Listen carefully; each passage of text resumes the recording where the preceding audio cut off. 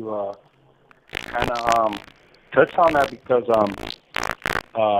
that was another thing too. It was dependent on who I was trying to make proud, right?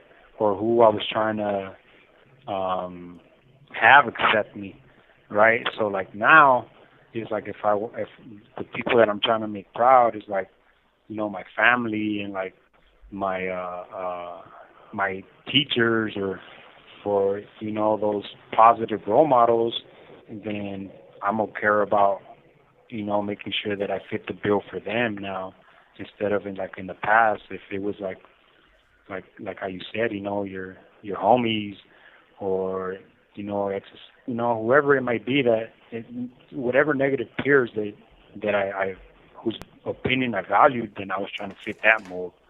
And so now, knowing that it's like you're trying to seek acceptance from other things and other people, it's like, bam, like, okay, now it's this way now, you know? Yeah, you know what? It has to be this way. Sorry, Eric. I just got a message on the chat here. I think my audio might be jacked up right now. It might be jacked up. I'm not sure. Can you hear me? Does it sound like? Can you hear me echo? Oh, it went away. Okay, cool. No. Cool. I fixed it. All right. I know what the issue was. I just got a confirmation. Sorry about that, Eric. But you know what? At what point, you know, through your journey, did you realize that that's one of the issues that you had? And how did you overcome it?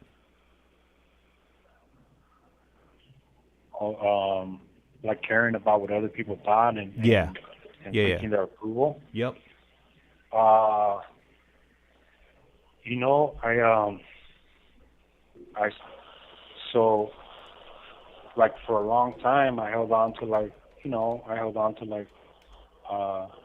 I can't let this person down. I gotta be loyal to them and to that, and you know, it was always putting others first, right? Like caring about what they thought and you know, how other people saw me. And so the way that I was able to overcome that was when I started caring about how I saw myself. You know, was I going to be able to look at myself in the mirror and be like I'm proud of who I see, you know? Because when I was living that negative lifestyle, that destructive lifestyle, I was caring so much about how other people saw me that when it came to look at myself in the mirror, it was like, man, like really, like, do you really like what you see, you know?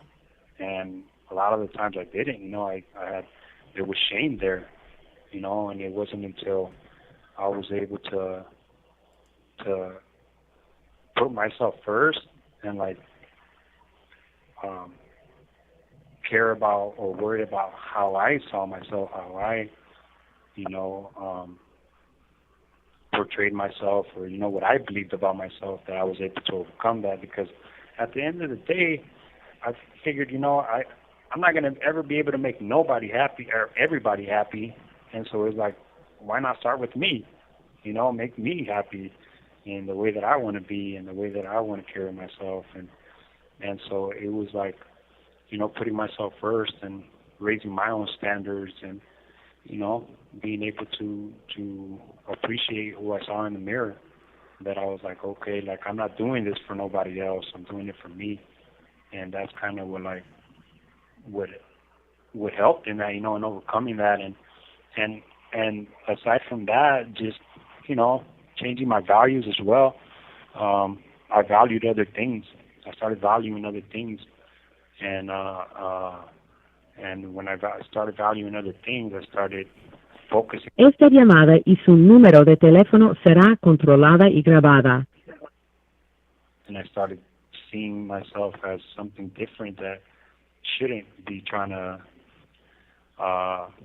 impress the next man, especially if they're in a negative lifestyle. Like, I shouldn't care about like what they're up to or seeing, because I'm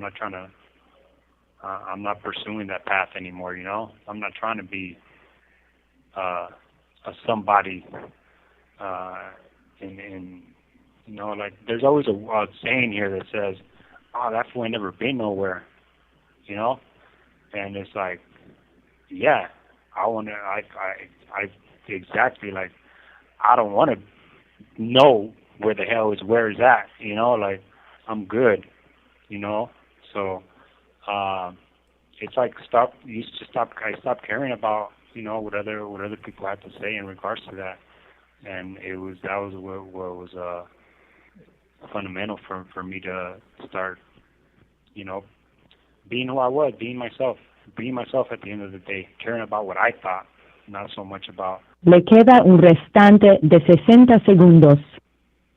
impressing the next man, you know. You know what? It's funny that you mentioned that when somebody says, "Hey, that fool's never been nowhere," like that's just like a tactic of manipulation. If you really think about it, because like who cares? You know, like where I've been or where I haven't been, you know, it's like it's not a competition. Like, you know, who's been to the worstest places? Because some of these places, you know, weren't designed for you to thrive. You know, like if you were up there in solitary confinement, man, it breaks a lot of people, because we're not designed, or human beings are not. We're not supposed to be living life in isolation. We're supposed to be around others. We're social. Yep. I gotta call you back, I think, Jay. Yep. All right. So, hey, thank you, Angel, for pointing out that I was having some issues with the audio. I didn't realize it, but hey, thank you. I appreciate it. I know exactly what was causing that issue, and I went in and disconnected it. I'm glad. I'm glad that that's what it was, because right now I'm actually having some issues with my computer. Right now it's kind of frozen and whatnot. I can't really customize it and whatnot, if that makes any sense. But I'll just go ahead and run it, through this call, and then I guess I'm gonna have to figure out at a later time to figure out what's causing this issue with my computer. The good thing is that this, I have two computers that I normally stream from.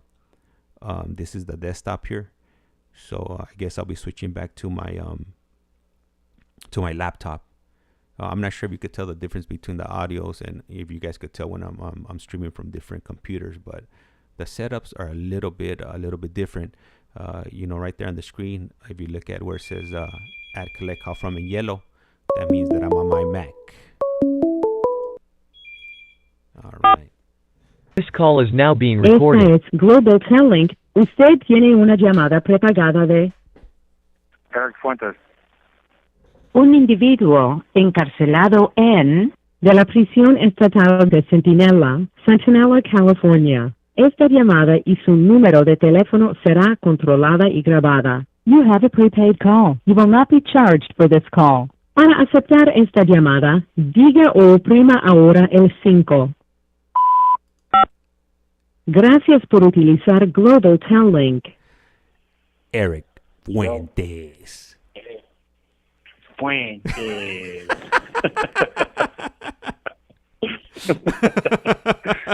the funniest thing ever, man. I appreciate that guy in that call. Yeah, he's brought a lot of happiness to my life. Man, I mean, hey, you know what? Wherever a lot of joy. Wherever Victor Fuentes is at, man, hopefully he's in a good place. I know a lot of people get a kick out of Absolutely. that call. So hopefully, he's living a better life now. Yeah, opposed to being drunk and falling down, stumbling down the stairs and calling 911. Yeah. Oh man! Shout out Victor Fuentes. So I got a question here from Rosa, and Rosa's asking if we're gonna be on TikTok. I probably won't be back on TikTok until Monday, so it'll be a few more days. And then hey Nando, I appreciate you tapping into the chat, and welcome. We got 3 people that are tapping in. We got Rosa, we got Nando, and we also got Mr. Angel Gaming coming in from the 805. Right. 805. Hey man, you know what? I remember when the 805 it was a lot. The area code covered a lot more. I remember when I was up in camp. When I was in camp, what was it? Camp Scudder, which is in Saugus, which is Saugus. Yeah, Saugus, which would be next to Magic Mountain, Santa Yep. Clarita. Or Yep. I'm not sure. Is Magic Mountain in Saugus or Santa Clarita? I'm not sure. I don't recall. Santa Clarita. Santa Clarita. Okay. Santa Clarita, yeah. Yeah, man. Yeah. I remember when that area used to be 805, and then ended up getting taken over by the 661. Back, I think this happened like in 97, 98 in time frame. I'm not sure if you remember when they started coming up with those a bunch of new area codes, 626, 562. Yeah. You know, a lot of those area codes Yeah. didn't exist back in the late 90s. But they're running out of area codes. Yeah. Yeah. I remember that. Yeah. You know what? Earlier on, I was sharing with you. The first time I went to El Salvador back in 2017, man, which doesn't even seem like, that far away. And you had mentioned to me that you had been to Salvador, but back in the early 2000s. What year was the first time that you went back? To your home? Do you consider that your homeland or your parents' homeland? I mean, I would say, being that I was sent over there back in '89 when I was like 2 years old, I would say that'd be my homeland. I was born here, but I consider that home. That's where I feel at home, being there. So, yeah, last time I was there was '89 to '91, and then I went back over there in the end of 2003 to 2004 for the fiestas navideñas. Oh,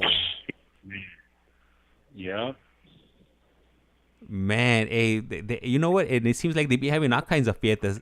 They have the fiestas in agosto, the fiestas in febrero. I don't know the names of them. I just know it's by temporada. Yeah. But it just seems like there's always a fiesta going on, and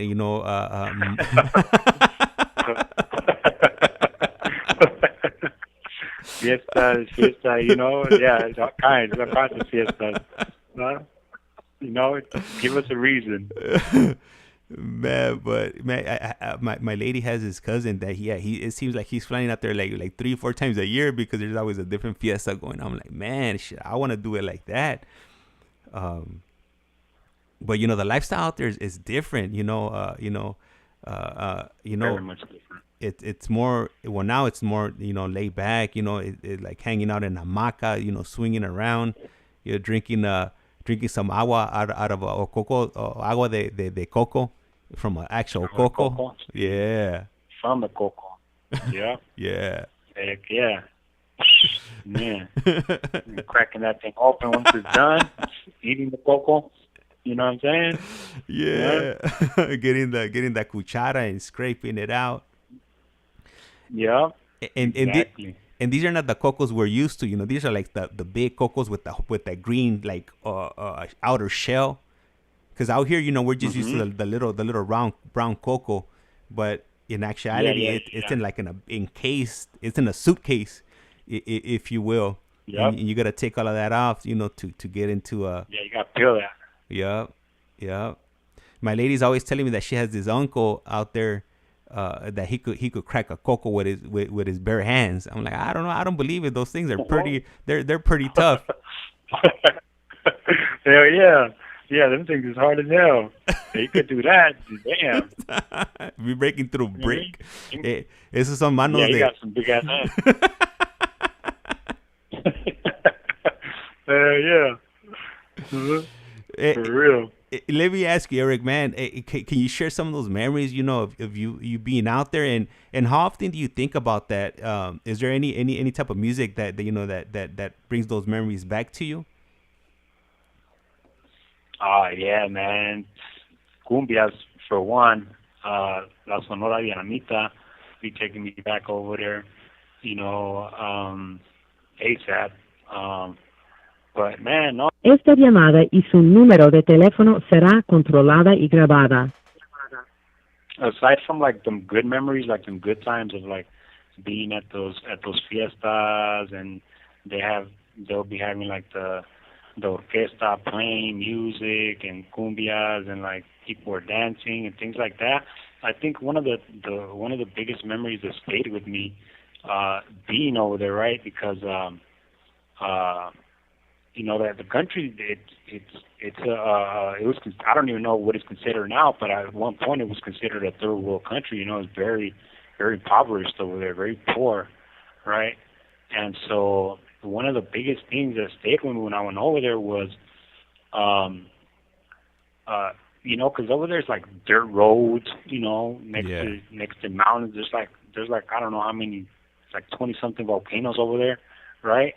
And it's very small. It's a very small country, and I remember freaking seeing the kids, man, in like the vecindades, like in the villages and stuff like that, and they're just out there running around barefooted, little, you know, no shirt, you know, just freaking chasing a carton or something, you know, playing with like you know, like something very insignificant, but man, did they look happy, bro. Like they look like genuinely joyful and happy and like just appreciating life. And I'm just like, wow, like, you know, over here it takes us, or, you know, I would think, I'm speaking for myself, just not to generalize, but like, you know, it takes a lot to like lift up my mood or to make me happy,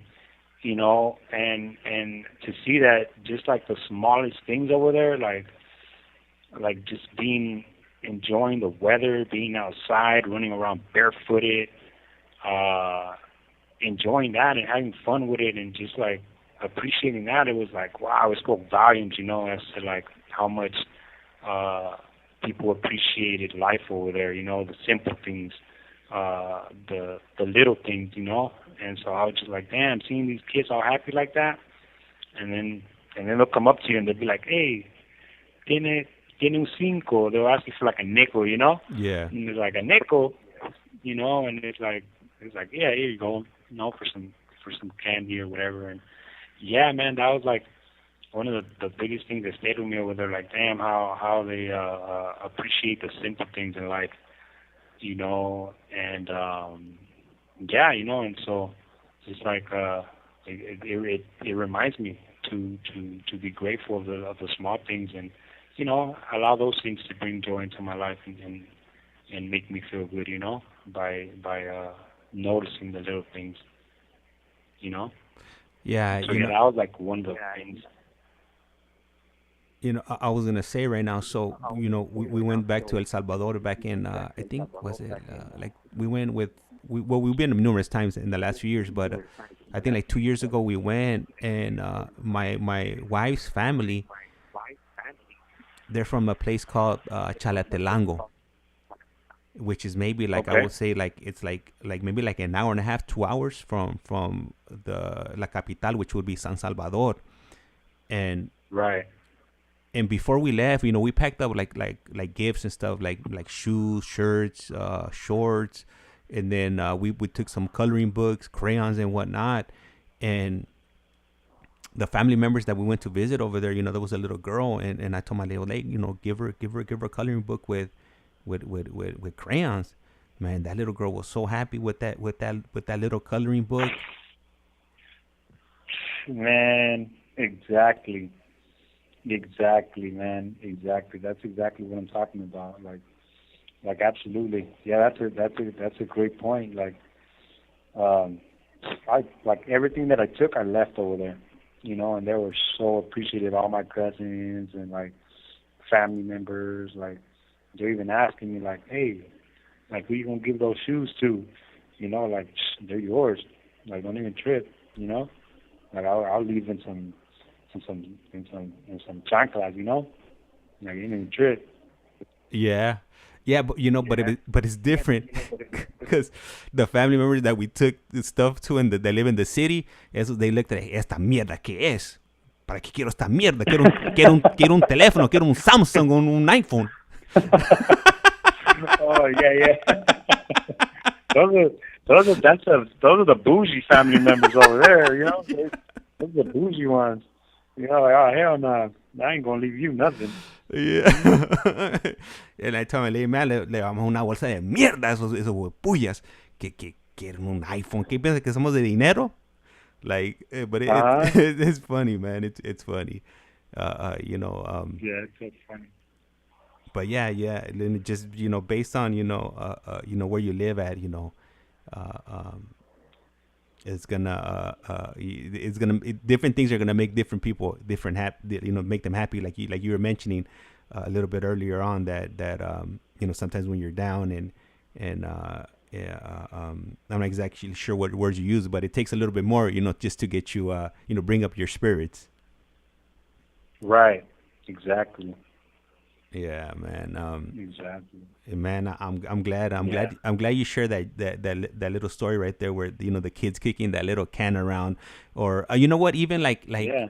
I'm sure like giving them like some marbles or like or a topo, man. They'll be sharing those, guarding those marbles like it's like $1 million.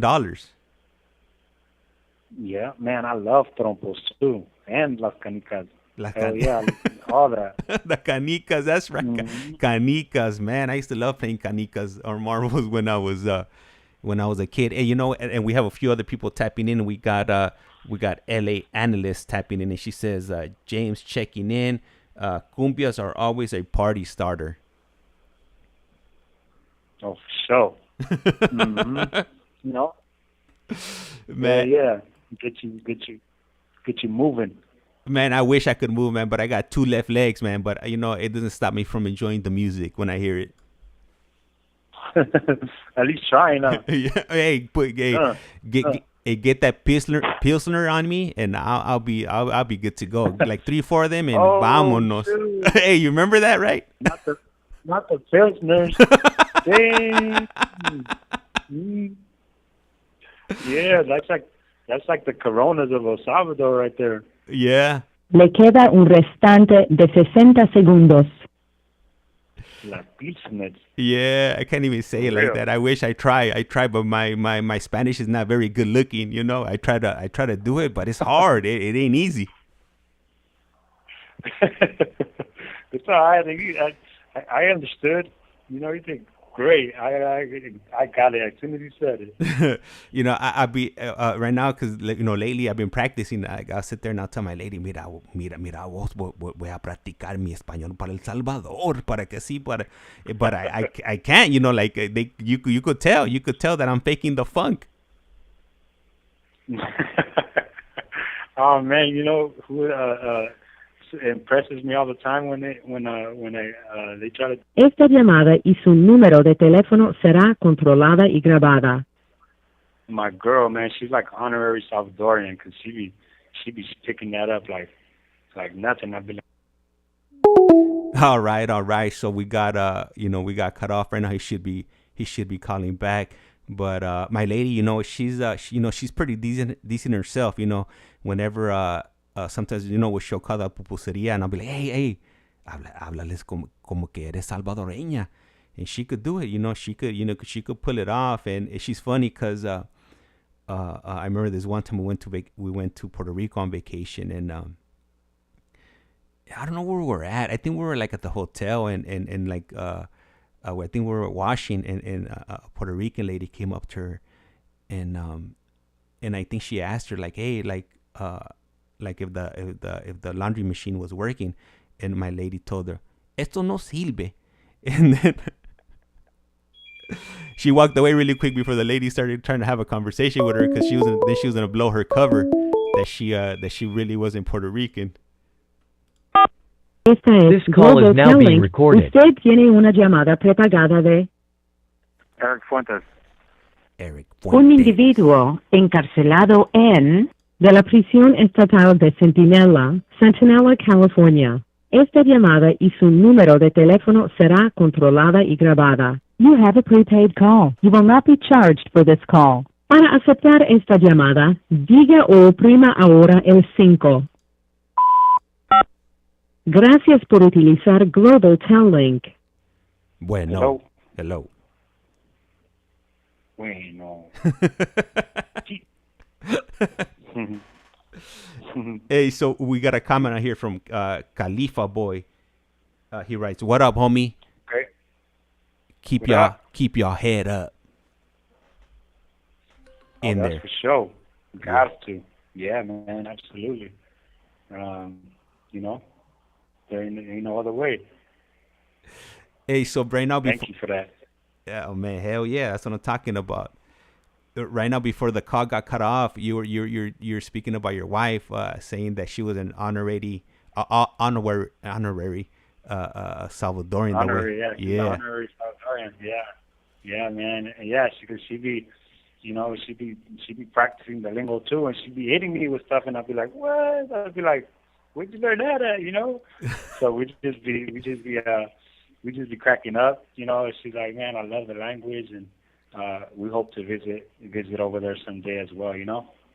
For the first time for her, because she's from Mexico, you know. But yeah, she loves the culture as well, and so man, I can't wait to be able to share that experience with her too. Man, you know. I like watching like I'll watch like either YouTube or I'll watch like Spanish like Salvadorian shows or or them speaking like on the news, and then I'll be picking up the words, and then I'll see my lady and I'll be like, hey, sin embargo, pues mire, fíjese señorita que pues sin embargo pues no mire que de dónde venía el señor, me dio un gran cachimbazo y me mandó para allá.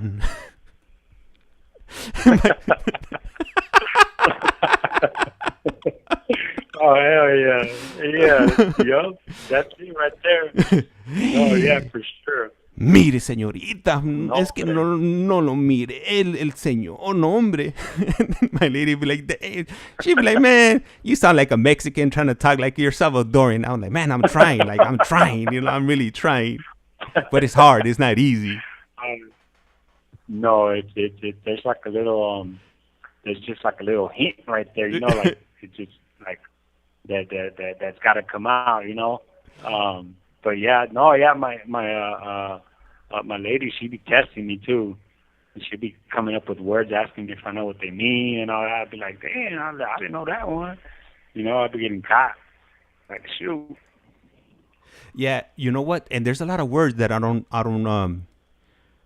know, like in Spanish, you know, like I'm used to like, you know, Spanglish, you know, like substituting, you know, English words, or like one time, because I used to work in a pharmacy, and then this Salvadorian family came in and they were asking me for hisopos, and I was like, ¿Qué es un hisopo? Yo no sé qué es hisopo.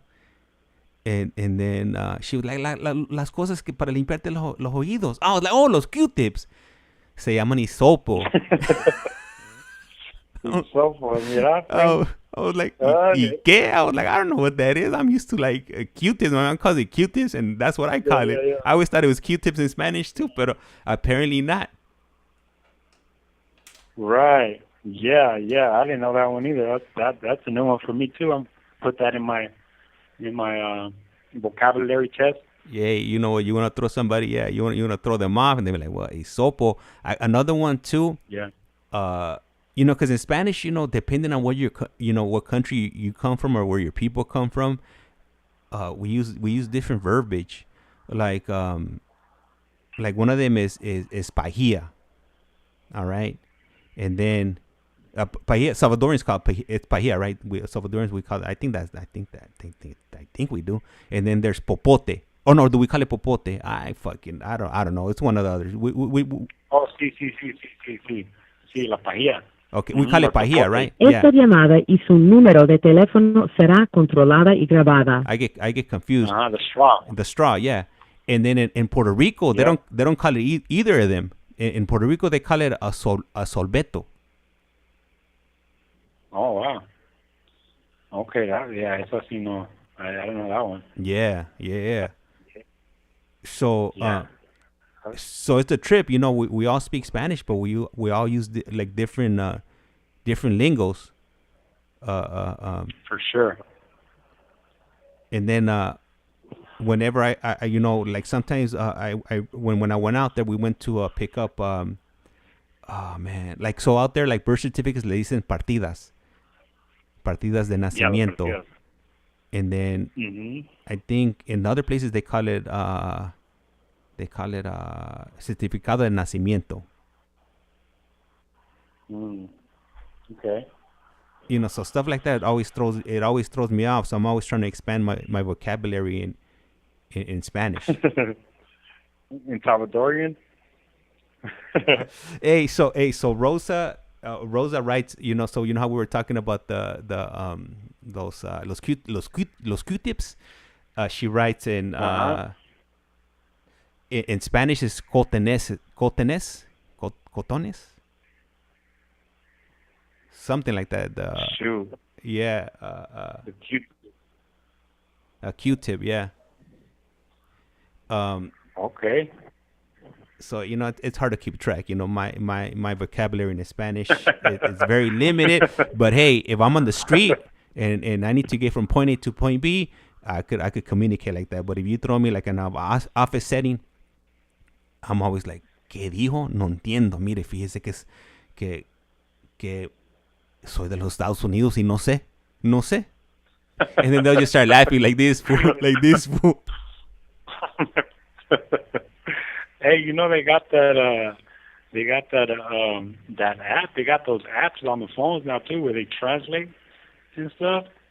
They were just telling me about that the other day at work. But I could just imagine one created for like Salvadorian talk, how that one would sound. You say something in Spanish, like regular. Mire. ¿Dónde está? Ajá. Yeah. Mire, váyase para allá y va a hacer un left Asian. Y se va para allá y pase 3 perros, pase 3 chuchos. Y después se hace una left Asian. Chuchos. Va a encontrar unos cuantos chuchos por allá y después ahí, cuando mire esa casita verde, quiero que le haga una derecha a llegar al pollo campero y de ahí lo va a encontrar.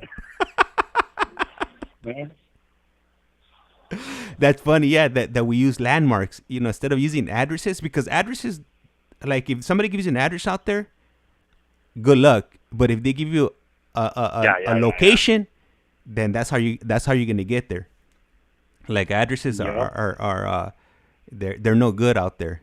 You gotta give me some landmarks. Landmarks. Yeah, sure. Yeah. You need the landmarks, man. Hey, you know what? Exactly. Let me ask you. So talking about, El Salvador, man, it just seems like it puts a smile on your face, because this was before you got into your whole journey, into the halls and county jail and ultimately state prison. So those are probably the most pure thoughts or memories that you have from this right from life, from your life.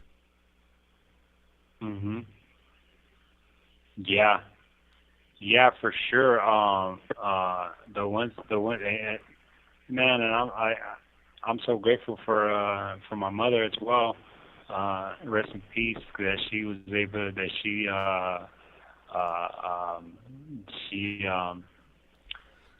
she made that trip happen, and she decided to take me with her, and we were able to spend that over there. And so that's another one of the things that I do hold on to as well, was experiencing life with her over there, with her parents, and the family over there, that they've, like, my grandparents, they never been outside of El Salvador, they never left, they never came anywhere. So it was so beautiful to experience that with her, my mom and her parents and my aunts and cousins and things like that. So yeah, it was real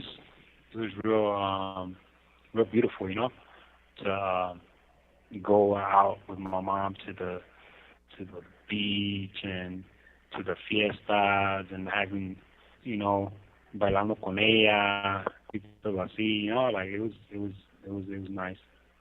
So I cherish those memories because of that as well. And let me ask you, I know you mentioned previously that your mom passed away. When she was here, did she ever share her journey, what it was like, coming from there to the U.S. and what were some of the reasons she left? Because back in the 80s, from what I recall, my mom, she told me they ended up leaving because it was getting crazy out there. The political climate was all bad. They were forcing people to join the military, and if you didn't want to join up, you were gonna be taking a dirt nap. And things of that nature were happening. Did your mom ever share her journey or any of the reasons why she left? Man, you know what? I wish she would have, man. But if I told you she did, I'd just be making it up. I'd be making the whole story up and stuff like that. But because I would have loved to have known and been able to share that with you guys. But she never really touched on things like that, and she kind of like left the past in the past. She was very present, and so she like really didn't touch on too much like that. And even when I would in here ask her about like our roots and like our culture and things like that, she wouldn't really really go too much into it like that. Creo que I think she when she got her citizenship, she was American, so I think that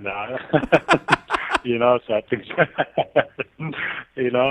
so she was just like not like too much into like the history and things like that. But I ended up having her Wikipedia me the history of El Salvador to me at one point because I wasn't getting no answers from her. But yeah, she just, I don't know, maybe there was just too dark for her to kind of like revisit, so she kind of like just put it in the past because I know that it was ugly out there during the times that she left, because I think she came over here like in the early, if not. Esta llamada y su número de teléfono será controlada y grabada.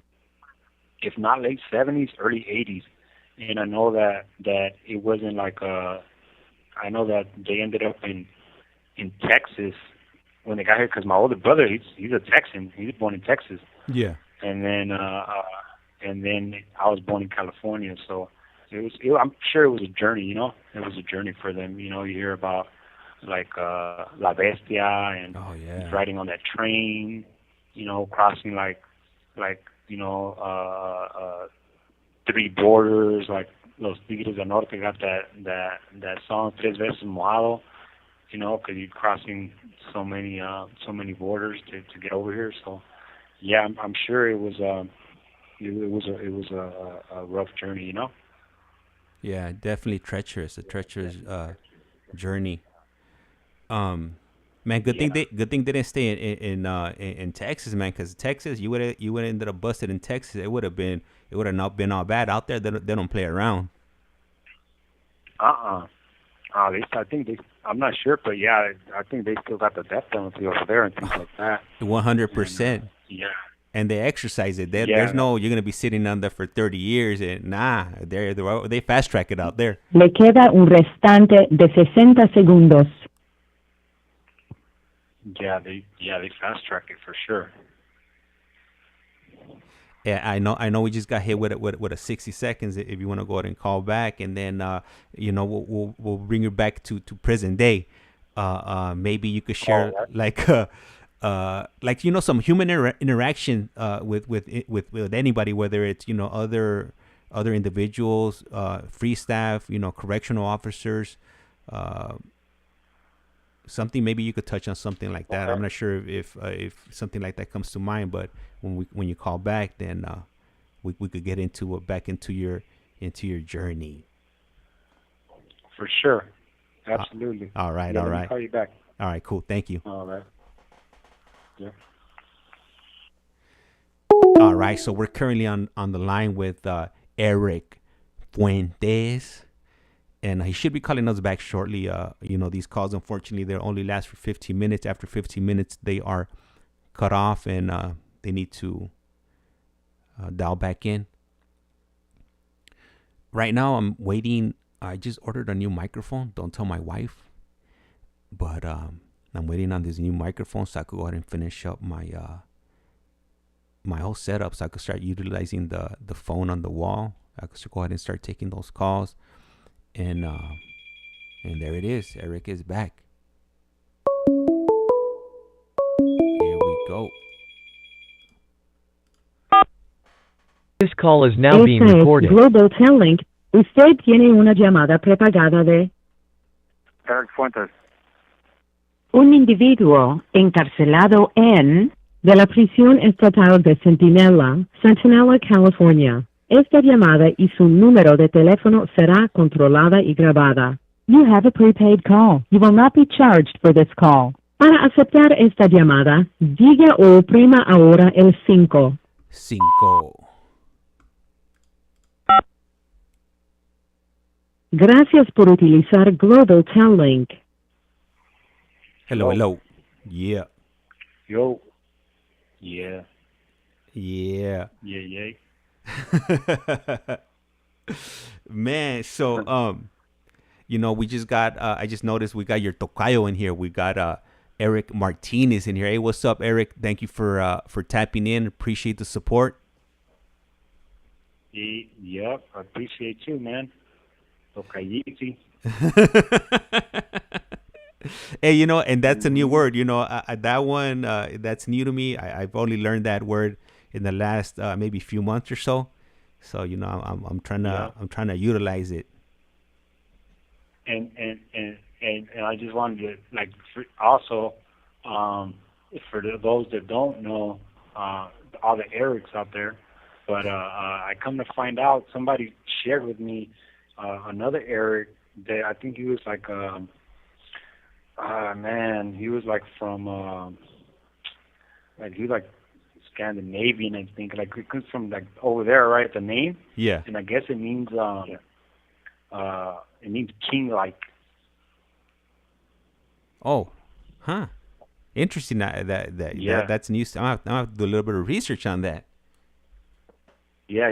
Look it up, man. Yeah, it's from what I was told that that's what it meant. King like, origins and things like that. If you follow it up, yeah. Damn, I thought that was pretty cool, and they shared that with me.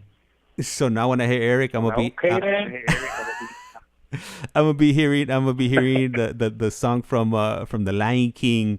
When they hold up the little Simba. Oh, Simba. King of the Jungle. Esta llamada y su número de teléfono será controlada y grabada. Oh man, how's it going? It's something like that. Yeah. Oh man, that's awesome. Hey man, I like your sense of humor, ERICK, man. For being where you're at, you're not walking around out there, all super serio, level 4 180 killer. Yeah. Oh man, that's cool. You gotta have a sense of humor. That, man, likewise. You have to. Life is too short. Hey, when did you start shedding that that facade of I don't even know, did you carry yourself like super serio before?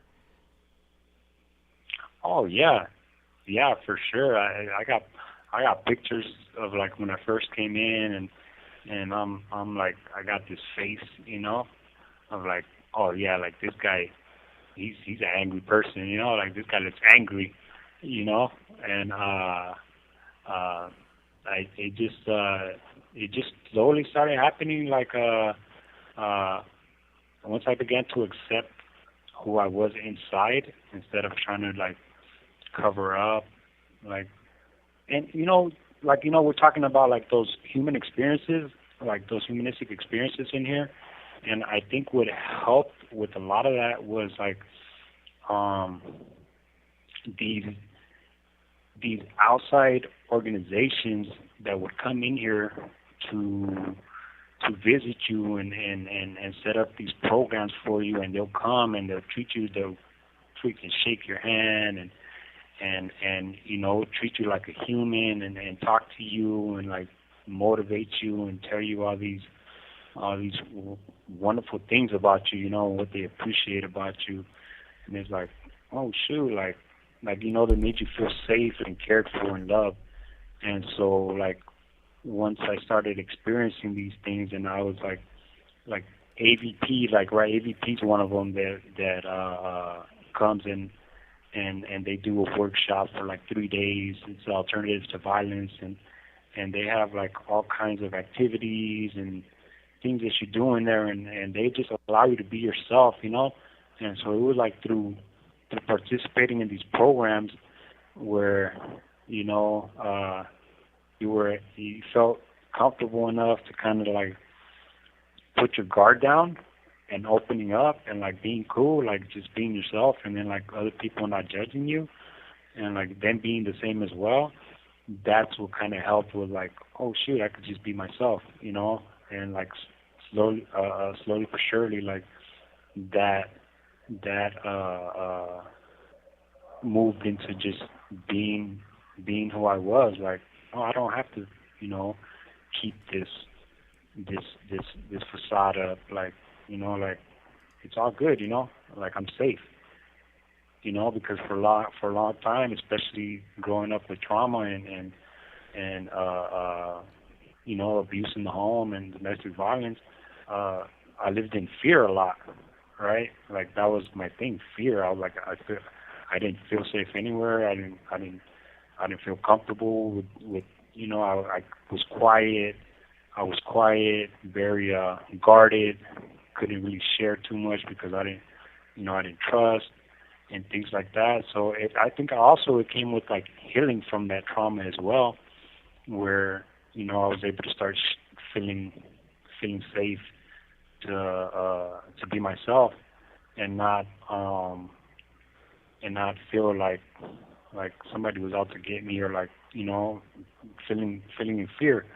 So I think through these interactions with different people within these organizations like JRJI, ARC,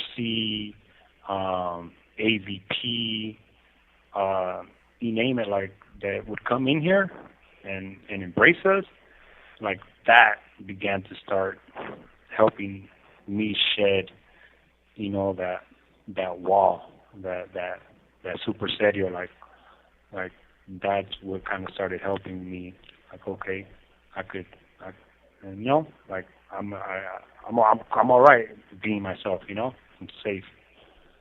So I think that was one of the things that kind of helped. When did that happen? It was like everything else, you know, it was a process. It didn't happen from one day to the other. But it was these little things, like little experiences, like when I first met, I don't know if, I'm pretty sure you've heard of him. He's a huge advocate for restorative justice, prison reform, and you know, the incarcerated population, Scott Budnick. When I met him for the first time, I was on level 4180, and I guess they couldn't find me, and he had heard that I was sharing, you know, his organization and the message that, you know, with that because when they showed up there, they were having people show up to the gym for like a whatchamacallit, like a presentation, to bring hope to the guys and stuff, you know, especially on these level 4180 yards. There's like very little hope. A lot of people feel hopeless there, and so they were trying to bring in some hope, and they couldn't find me. But I was mentioning to people like, hey, you know, ARC is going to show up, Scott Budnick's going to be here on this date and that, and so people were knowing. And so when they came to try to get me to show up, they couldn't find me because I was at work. And Scott was like, who is this ERICK guy? You know, like, I've been hearing about him. Like, everybody's like, hey, where's where's Fuentes? You know, where's Fuentes? and they were like, who knows? You know, I think he might be at work, and they couldn't find me, and so Scott had heard about me, and he was just adamant to dead set to finding me and getting me to that event. And so finally they figured out I was in the kitchen, and I had messed up because I hadn't turned in my ID, so they didn't even know I was in the kitchen. But they ended up getting me, and they got me to the gym, and he just came up to me, man, and he's just like, Eric, and I'm just like, yeah, what's up? And he's just like, come here, man, and he shook my hand, hugged me, and he's like, man, I've been looking everywhere for you, man. I heard you've been preaching the message like if I was Jesus Christ or something. And I was like, what? And I'm like, man, to us, I mean, you're damn near there, you know, because he does a lot for us, you know. And so yeah, and he hugged me, he shook my hand, called me by my name, and he's like, yeah, man, he made me feel important. And then the captain was there as well, and he freaking extended his hand and shook my hand as well. And that was the first time ever I'd ever, you know, been embraced like that, especially by an officer of custody. And so even when the captain shook my hand, I was like, what the hell? And then even Scott Budnick, he's like, you see that? Even the captain shook your hand. I was like, oh, what the hell? Like, I couldn't believe it, you know? Like, it was crazy, you know? It never happens, you know? Like, that was, especially during that time, it was very unheard of, you know? But, yeah, it was, like I said, like, it was those experiences that kind of start putting your guard down, you know, start to feel safe, and not living in fear as much, you know. And so it was, it was just a process. Let me ask you something. So right now you mentioned that the captain, you know, shook your hand. If you would have been in your old mentality, would you have shooken his hand? Oh man, that's a great question. I don't even think I would have been at that event, to be honest. So absolutely, yeah. You know what I mean? So absolutely not. Yeah, I just looked at him like, you know, like what, like, you know. But I mean, just out of the way that I was raised and things like that, I believe I still would have shook his hand, regardless, you know. But I would have done it with disdain or something, you know, like whatever, you know. But when it did happen, it was no ill intentions or, you know, feeling some kind of way about it. It was like, oh shoot, okay, like, you know, you see me, you know. It's like, wow, all right, I'm feeling seen, and it's not for my negativity or, you know, my destructive behavior. It's for something positive and good. And so that's reinforcement to continue, you know, walking that path, that positive path.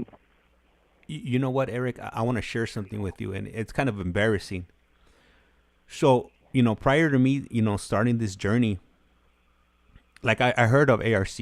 I would see ARC on YouTube streams and whatnot, and I'm like, man, like, is ARC, are there, like my mind frame was like, man, ARC is only helping like people that are on GP main lines.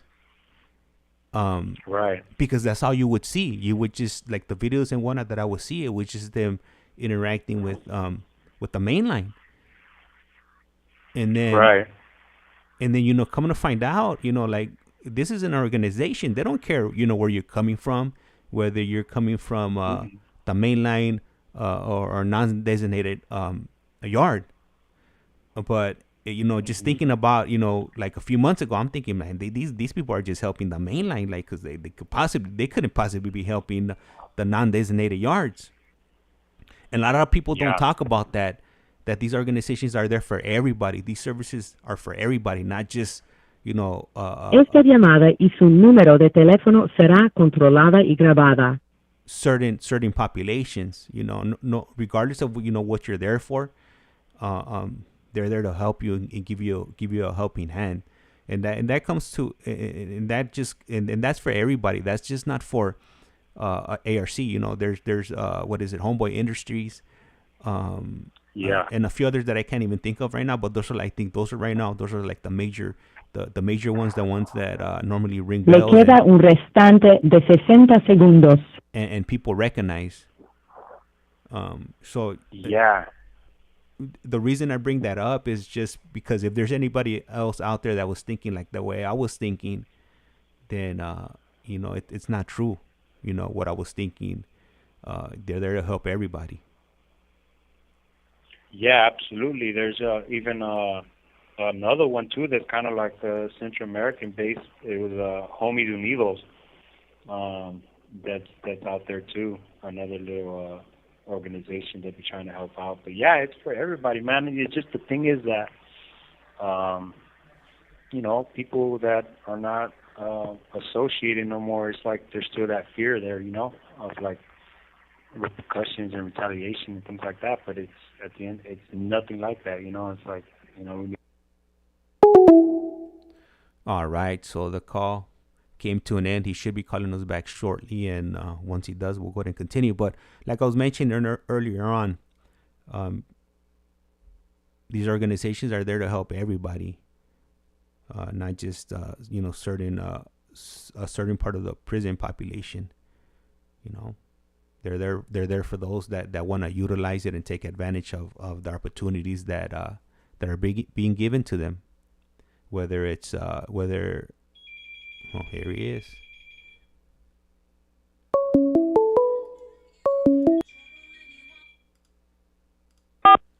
This call is now being recorded. Global Telling. Usted tiene una llamada prepagada de Eric Fuentes. un individuo encarcelado de la prisión estatal de Centinela, California. Esta llamada y su número de teléfono será controlada y grabada. You have a prepaid call. You will not be charged for this call. Para aceptar esta llamada, diga o oprima ahora el 5.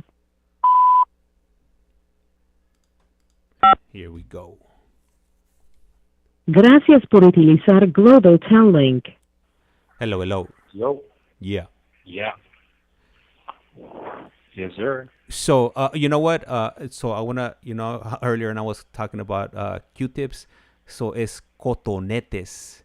And thanks, Rosa, for writing it a way that I could read it. It makes a lot of sense. So don't call them Q-tips. Call them cotonetes. Cotonetes. That's right, Rosa. Thank you.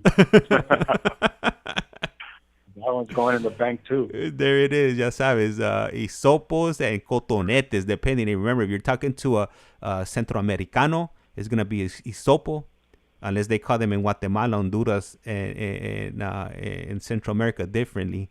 It's going to be hisopos. If you're passing by Mexico, it's going to be cotonetes. If you need to take the water out of your ears, ahí está. All right, then. That'll work. All right, so I'm going to pull you back because if not, we're gonna definitely we're gonna go off course here. Yeah. My attention span is not the greatest, but I'm all over the place. I'm having like all kinds of thoughts. I'm reaching over here. But so we were talking about these organizations. Another one is Amity House that I know of. Amity. Yeah. Amity. Absolutely. So all these Amity's a great. Go ahead. Yeah, Amity's a great organization. I just went through training, actually treatment for this education I just took to become an addictions counselor, and that's who I did my treatment process with, was with Amity. Yeah. And that was when. So you know what? And right now that you bring that the training, can you give us a little more details? Because that training that you took there, you actually had to get transferred out to another prison. You stayed there for a certain amount of time. Then once you were ready, they send you back out, kind of like in the field, right? Kind of. Yep. Can you give us some details on that? Yeah. So so like I said, so I was here for a couple of years.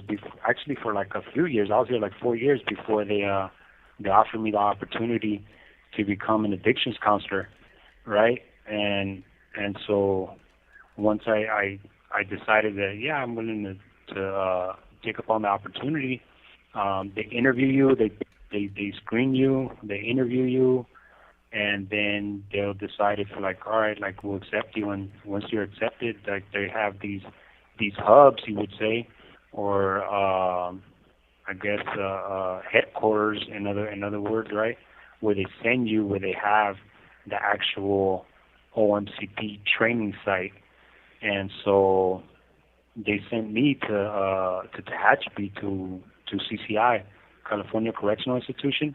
It's nearby, like Lancaster, close, about an hour away from Lancaster.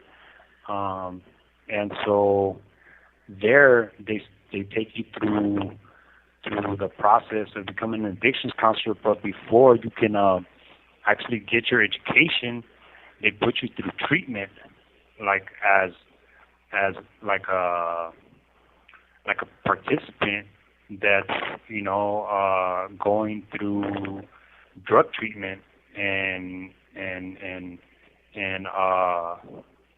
recovery programs. So they run you through that, and some of the treatment programs that they have in here are like Amity. Amity's one of them. They have Phoenix House. They have Geo, and I think that there might be one more, but I'm not familiar with it, right? But so yeah, it's like it took me about 20 months to come back. So I left from here in 2021. Yeah, 2021. And then I just came back like 2 months ago, and it took that long to do. But yeah, the process is simple. It's just you go through treatment, and the reason they go through treatment is to become familiar with what you're going to be teaching. However, at the same time, it's allowing you to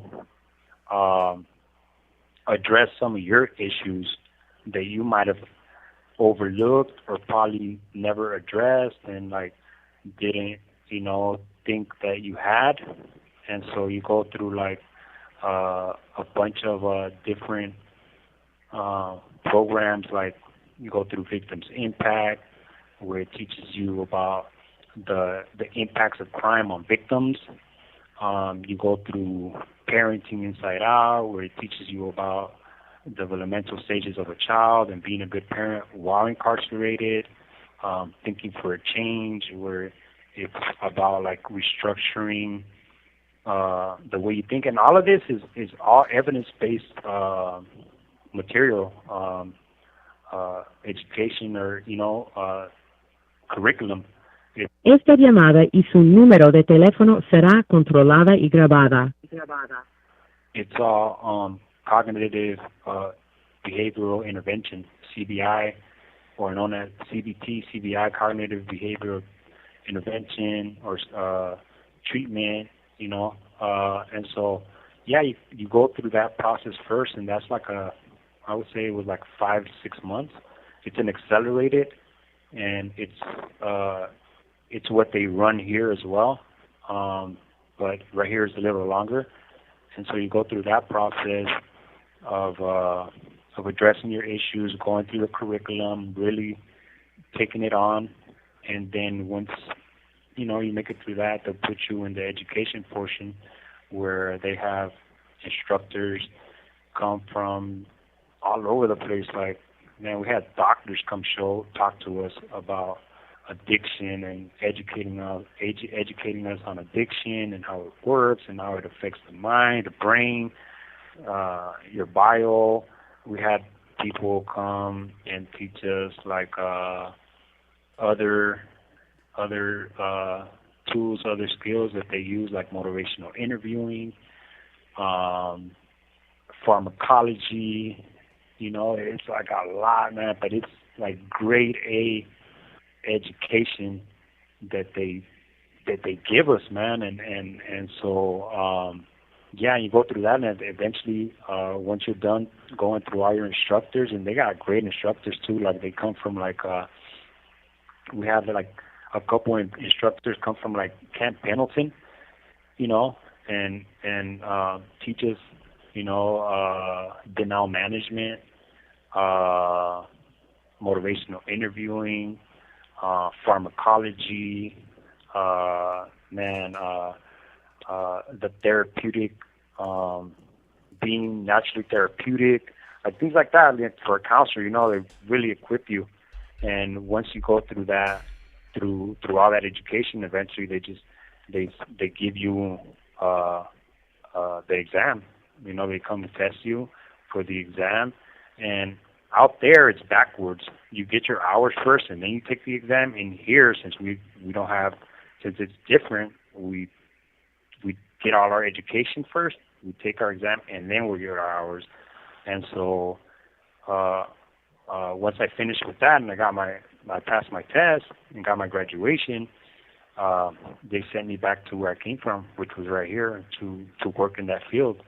And so that's pretty much what I do. I work as an addictions counselor, getting my intern hours, getting my full certification, and I gotta get 2,080 intern hours of work experience, and then I'll be fully certified.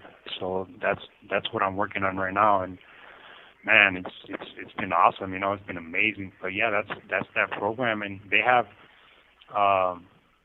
it's called the OMCP. It's called the Occupational Mentor Certification Program, and they have it.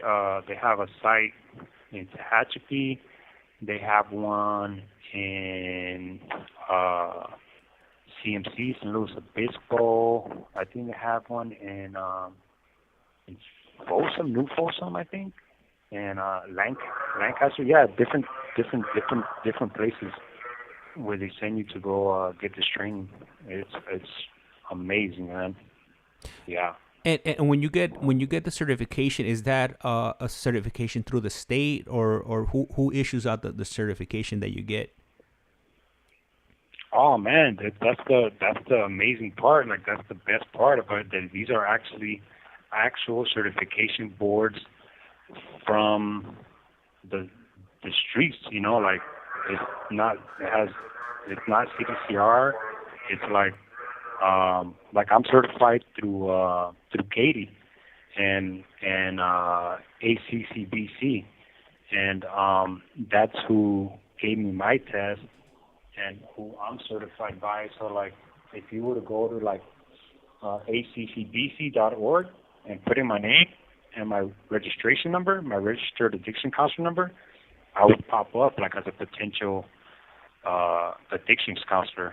Like they're pretty much giving you a career, like here, like, we're going to offer you guys something that a lot of you guys probably know about, addiction, and like see what you can do with it, like they're like giving us a career, man, like you can't go wrong with that. To do something good for our lives. You're absolutely right. You're absolutely right. After spending years and years or decades, focusing on negative, you turn a new leaf, yeah. and you're trying to better yourself and excel. Let me ask you something. So, the connection that we made, or the way I was connected with you, was through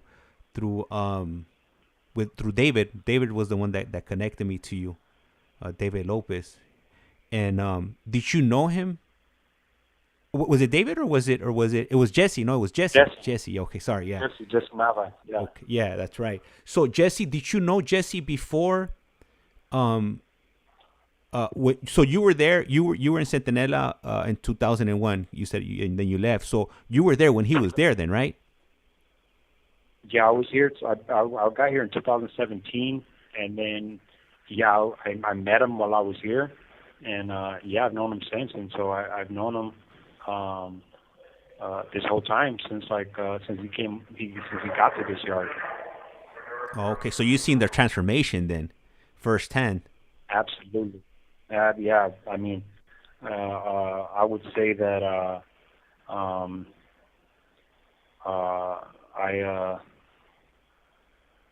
we helped each other out in making these changes, you know. And I did. Yeah, I was definitely there through his when he was still messing up, to where he made the decision to want to better himself, and I was a part of that journey with him. Oh man, and you know, and that's what I like about this, because so far everybody that's come on, it's been, you know, because of you guys. You know, you refer me to this person, that person will refer me to you, so that's how we're able to determine, you know, where you're at, or where your mind is at. So, you know, once Jesse connected me with you, you ended up connecting me with Joseph. Did you know him prior? Joseph, yeah. Did you know him prior to being with him in the program in Tehachapi, or did you meet him there? No, I met him there. and we just I got to know him. I got to know his character, his person, you know, just everything about him. And I was like, man, this was a good dude. Like he's on the path, and like genuinely. And Le queda un restante de 60 segundos. We hit it off and became real good friends. And so I met him at the program, and Esta llamada y su número de teléfono será controlada y grabada. And he's been part of my, he's been instrumental in my growth as well. Man, yeah. It's I really appreciate you guys, doing what you're doing, coming on and sharing yourselves, your journey, and then sharing other people that you think would be beneficial to sharing their journeys. And I was about to hang up. Yeah. If you want to go ahead and call back, and then we'll go ahead. I'm not sure how many more phone calls you could do before you head on out, but we'll take whatever you got. All right. So right now we're gonna go ahead and wait for him to call back, and in doing that, I'm gonna go ahead and try to take a bite of my this breakfast my wife brought in. My breakfast, it's already lunchtime.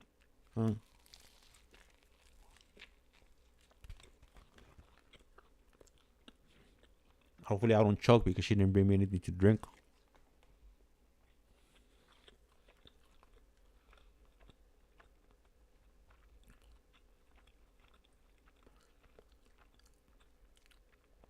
And now we're just waiting for Eric to call back.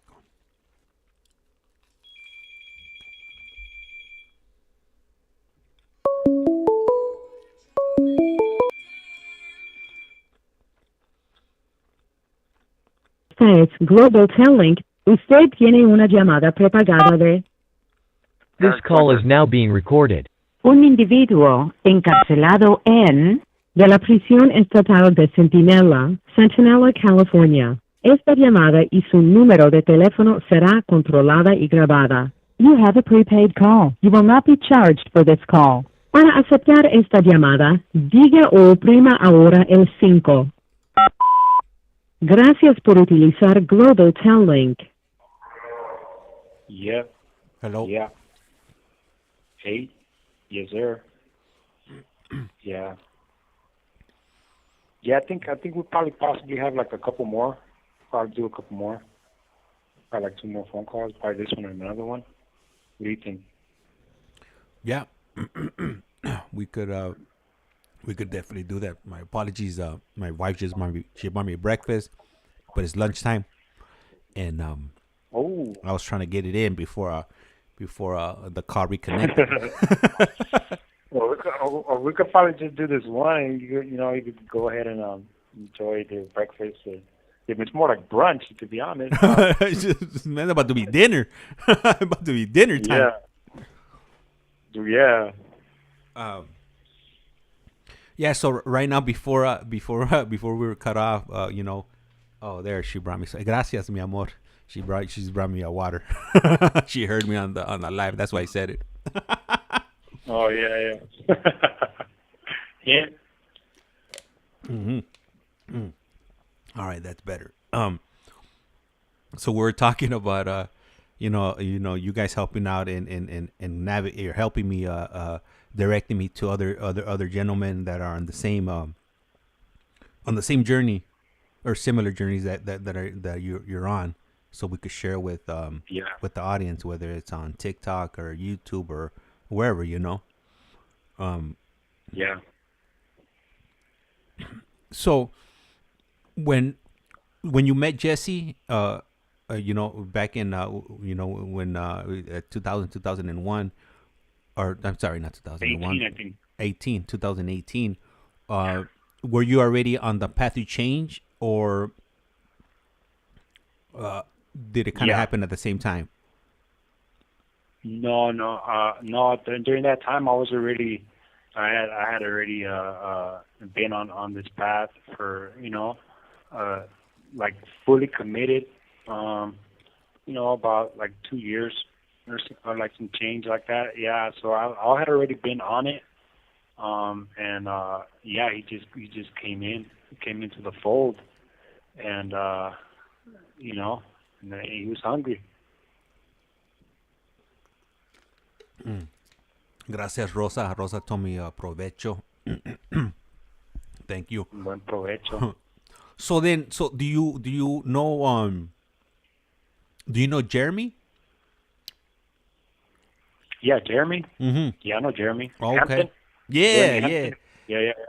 Okay. Yeah. I think I shared with you, right, that I interviewed him, and I was actually, he hooked me up with going to Camp Gonzalez. He's the one that made that happen. Yep. Yeah. Yep. Yeah. Man. Yep, that's another one right there. Yeah. Yeah, man. So yeah, like you guys are definitely, plugging me with everybody, in there and out here. So. Esta llamada y su número de teléfono será controlada y grabada. You know what? That day that I went out to LA to meet up with him, man, it was crazy, man. The traffic out in LA, bananas. Because I drove out to man, I drove somewhere up in the valley. I don't remember exactly what city it's in, but man, it took me like Calabasas. Oh yeah, Calabasas. Yup. Yeah. Traffic going up there and traffic coming back. I think I barely made it back to my flight. I flew in like in the first flight, coming in. I think I landed like at 8, and then I had a flight going back. I think I was leaving like at 4 p.m. or 5, and I was kind of stressing because I was driving back and time was getting short. But the LA traffic, you're definitely just get ready when you come home. You're gonna be dealing with a lot of traffic, a lot of sitting in your car where you're trying to move from point A to point B. Right. Yeah. I'm already knowing. Yeah, it ain't gonna be no joke. Hey, so let me ask you. So, because originally when you got sentenced, you were sentenced, I believe, I want to say 170 years. Yeah, you're right. And correct. That is correct. Man, that's that number, man. Is like, man, you hear that as sentencing? It's like, man, this. Nobody's gonna live 170 years. It's pretty much a life sentence. Yeah, it's pretty much a LWOP sentence. Yeah. Yeah, because I would never have been able to gone to the border parole hearings. Like my border parole hearing date is like 2176.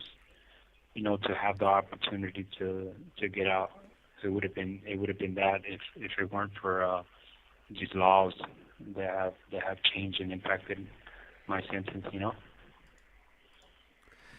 When the judge read that sentence off to you, do you recall what kind of emotions you were going through, or the thoughts that are running through your mind?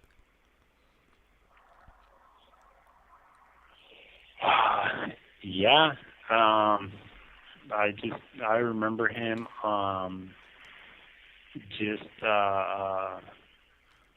like just blabbing out numbers like 25 to life for this, plus the gang enhancement, plus this. Because it didn't just like, they didn't like just tell me, he didn't just like tell me like, I'm going to sentence to 170 years. No, it was like, fine, guilty for, for count 1, murder, get sentenced to 25 years to life, plus 25 for the gun, and 10 for the gang enhancement, and guilty for count 2, attempted murder, 15 to life, plus another 25 for the gang, and then another 10, and all. It was just like I couldn't keep track, to be honest, and I was just like then thinking in my head at the time, back then, like this is ridiculous, like dude, why are you wasting your breath? Like there's no way. Like it was to a point where I had to like smile not to cry, because it was just so when it was happening, it just felt ridiculous. Like, are you serious?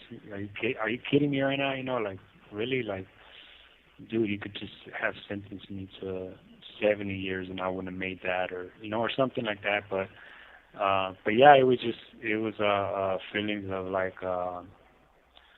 like disbelief in a way, and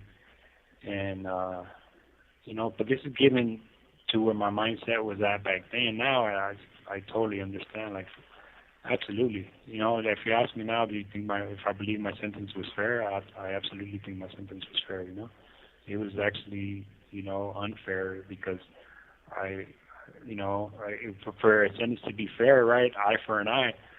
So if that wasn't the case for me, I still got to live and breathe, and in comparison to my victims, one of them doesn't have that opportunity, and the others are left with trauma for a lifetime, So, but during that time, I just thought it was ridiculous. In a way, funny, right? You're thinking like, yeah, like you just gotta like scoff at it, or laugh at it, but that's not the case no more, But yeah, that's what I was feeling during that time, and a sense of hopelessness, and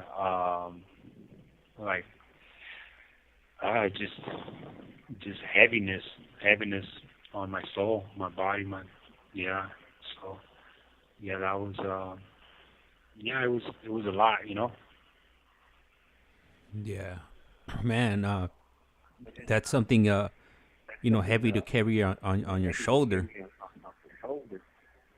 For sure. Taking somebody's life, and then almost taking some other people's lives. Man, just thinking about it, you like that you did that, like like I can't even wrap that around my head. Just how you deal with it, day in and day out. The trauma that you caused, not only to yourself, to another family, your family. Yeah, it was just a whole ripple effect that affected a lot of other people, directly or indirectly. Yeah, for sure. I live with it every day. It never goes away. It's always, it might not be trying to stay in that state, but it's definitely on my mind. Like, it never goes away. Yeah. Well, I mean, you know, from here, you know, it's just growing and trying to make yourself a better person. And you know, the day that you do walk out of there, you're an asset to society. Of course, absolutely, and yeah, and so I use that as the motivating force to give back, you know, to be a better person, to work on myself, to change, you know, my whole to continue changing, you know, my entire mentality. Like you said, like earlier, like I would like seeing me now is like, who is that guy? Is that, you know, like, is that really a gang member? Like, was he like that? It does not look like it. And it's about like reinventing myself and just, you know, getting rid of that old person that I was, you know, because that it was who I was. You know, that's you know, I was a monster. I was a coward. You know, it was I was calloused. You know, and so it's like trying to, you know, be mindful of these things and work towards being, you know, compassionate, empathetic, you know, loving, caring, kind, you know, generous, like just changing it around, doing a 180, you know, and so that's what drives me, you know. After all that taking, you know, now I have forfeited my life to live in a life of service because of my actions. You know, it's the least I can do because nothing I can ever do will ever change, you know, what I had done, you know, my actions. Yeah. And so, and that ripple effect that you're talking about, it's ongoing, you know. And so it's like, now it's like, let's have a opposite ripple effect, you know. And you know, we're getting short on the call. We got about about 2 minutes left before we get cut off. Do you want to take this opportunity and just share you know, a message with our audience, whatever you know, whatever you want to throw out there?